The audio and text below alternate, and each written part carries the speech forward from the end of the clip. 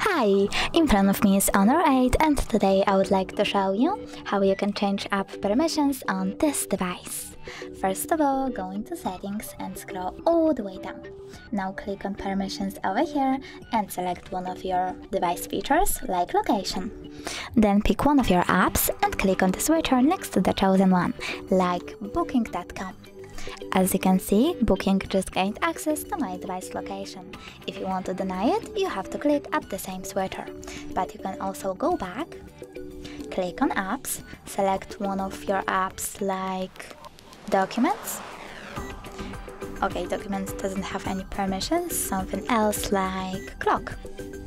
Click on it, tap on permissions over here and manage them by clicking on the switcher next to the chosen one. Thanks so much for watching. If you enjoyed this video, don't forget to leave a like, comment and subscribe. Bye!